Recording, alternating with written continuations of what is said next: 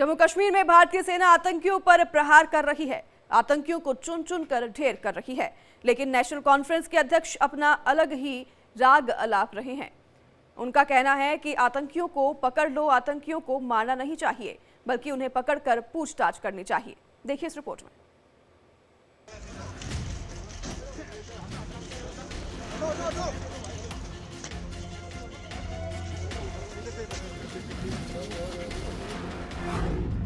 हमले में दिखी साजिश, आतंकियों से हमदर्दी।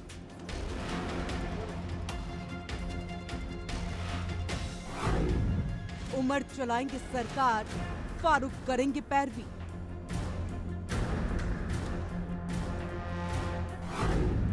आतंकी चलाएंगे गोली, सेना क्यों करे इंतजार।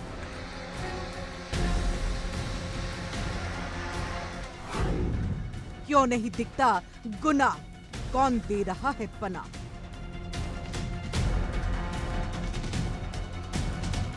जम्मू कश्मीर में लगातार हो रहे आतंकी हमले में नेशनल कॉन्फ्रेंस के अध्यक्ष फारूक अब्दुल्ला को साजिश नजर आती है।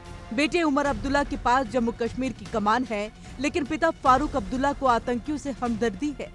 उनका मानना है कि आतंकियों पर गोली नहीं चलनी चाहिए, उनसे बातचीत करनी चाहिए। फारूक अब्दुल्ला का कहना है कि कश्मीर में आतंकी हमले के जरिए संकट पैदा करने की कोशिश की जा रही है और इसके पीछे कोई साजिश है या फिर षड्यंत्र। देखिए, इसमें एक बात जरूर है कि इसकी तहकीकात होनी चाहिए कि ये कैसे है कि हुकूमत आ गई है और ये हो रहा है।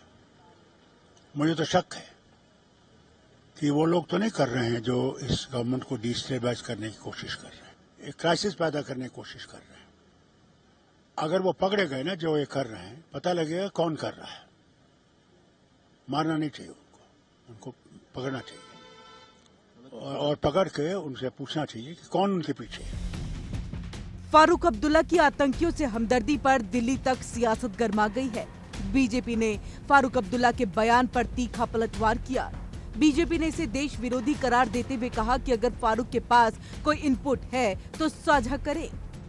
अब्दुल्ला साहब ने जो कहा है, मुझे लगता है कि यह इस बात का प्रमाण है कि अब उनको सत्ता में आके यह एहसास हो रहा है कि राष्ट्र विरोधी शक्तियों को किस गंभीरता और किस दृढ़ता के साथ डील करना चाहिए। उमर अब्दुल्ला की सरकार उसी दृढ़ता के साथ उन विदेशी शक्तियों को जो भारत और कश्मीर के विरुद्ध षड्यंत्र करना चाहती हैं, उनका दमन करने में, उनका शमन करने में मोदी सरकार का सहयोग करेगी।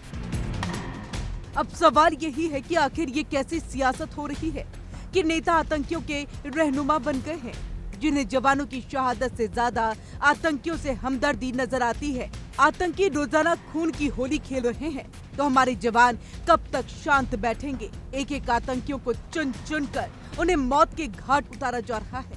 ऐसे में जरूरत है कि नेताओं को कुछ भी बोलने से पहले 100 बार सोचना चाहिए। नेताओं को ओछी राजनीति से बाज आना चाहिए, क्योंकि देश सर्वोपरि है और देश से ऊपर कुछ भी नहीं।